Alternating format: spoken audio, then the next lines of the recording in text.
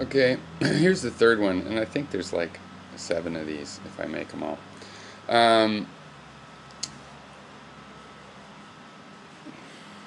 Self-fulfilling.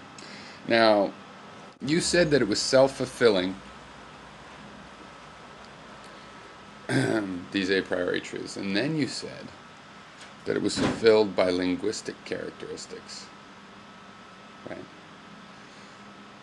You said that the shape of the sentence is what fulfilled it, what made it true. So if I accept that, I have to ask you where the linguistic characteristics came from. How come language had the characteristic of being able to make this self-proving statement? Now, where did language get this amazing power? You know, what is the origin of language? And when I do that, I find you've claimed that the idea of a priori truths comes from the fact that you had a language to start with. And you found in language a belief in a priori facts. That's what you found in the model of language, be it purely this human creation or looked at as an evolutionary thing, since our brain is programmed to acquire language. That organ itself, perhaps it somehow believes in a priori truths because you derive from it, from its existence as whatever it is, this idea of a priori fact and truth. Okay, but when I studied the evolution of language, either way, and full in evolution and also the social evolution of language as we understand now, where we have a lot of flexibility, whichever parts we have flexibility with, I find it working from this stream of perceptions that we were animals and we were perceiving our families, and when we were single-celled creatures in our evolutionary sense, we didn't really perceive those other creatures. We just kept eating and whatever, and they were just happened to be there. But as we evolved, we got more and more communication with them. Okay, and by the communication all comes through perceptions, and we developed language. Yeah. It comes from this stream of perceptions, and I don't find any ideas that look like they're older than that phenomena. There's no idea so ancient that they actually look older than that phenomena. Now you could say that they're equally old because, in a sense, that all life has some sort of perceptive ability. It might not have eyes, but it senses a sugar gradient or something in the local environment. What I find is that we all get a stream of consciousness, and we develop descriptive ideas describing what we think we're seeing.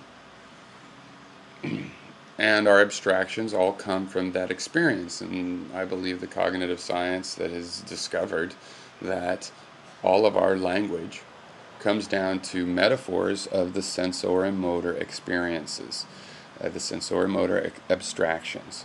The only literal things are things that literally apply to the sense and space concepts that we use for our sense and motor functions. To describe what we sense and to describe how we move our body.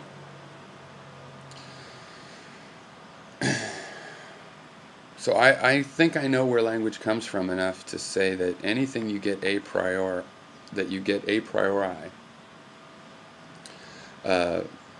from using language is known maybe prior, but not a priori, but it is prior to your consideration. As a human being, you may be forced to make an assumption by your wiring. On the other hand, I believe it's something like, if you think about how Turing machines work, there's a concept of representationalism there, where the kind of programs that you can run on a Turing machine are not exactly like a Turing machine. A Turing machine opens up a whole space of kinds of programs that you can run. And the brain is much more advanced, like a parallelized concept of this Turing circuitry. It's not a Turing machine, but it is a representational machine, and so I think it's very, very flexible what we can do in terms of doubting things that we get prior. So in other words, if we get something from evolution, we can still get a look at that and doubt it and then change it, and evolution, in fact, is part of that process. Evolution wants us to have ways to change, obviously. Well, not obvious that it wants anything, but I mean, obviously, evolution involves us changing, is really what I should say there.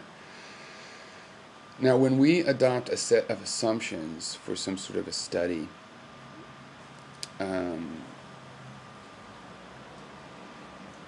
that set of assumptions acts like a priori truth. Okay, we assume them, and so they act like what we're calling a metaphysics because we rely on them during that argument or inquiry. But we only do that for the sake of argument, to explore where those ideas will take us, so that we can get to ramifications that we can test. Sometimes you end up finding a ramification where the ramification is that some physical quantity should be a certain measurable amount. And so by checking the real world measurements, we see if it's that, and we use it as a way to doubt these so-called what might be called metaphysics, which are really just the assumptions of the study. And it's a way to doubt them. So we're obviously not taking them as metaphysics because they are meant to be doubted. Yeah, we assume them so we can reason, and ultimately we assume them so we can reason and see if we have reason to doubt them by comparing them to the physical world empirically, by testing them physically. And all of our best knowledge is testable physically, but it's not all testable physically. I agree in that sense. Yeah, maybe science won't get everything, but empirical type of research will.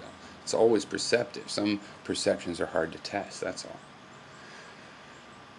Metaphysics would not be subject to those kinds of tests, okay? I don't see why you would disagree with me on that. I mean, in the sense that if metaphysics is subject to such tests, then why are we calling it metaphysics? Okay, these are just axioms that you take for the sake of argument, and they live for the life of the argument. And they're often subject to decomposition into other principles, drawn as conclusions sometimes when you get to the point where, wow, this always is true. At that point, you don't have a metaphysics because you decompose it into more abstract principles to see why it's always true. So that's the nature of intellectual progress, and I think it's probably going to go on forever.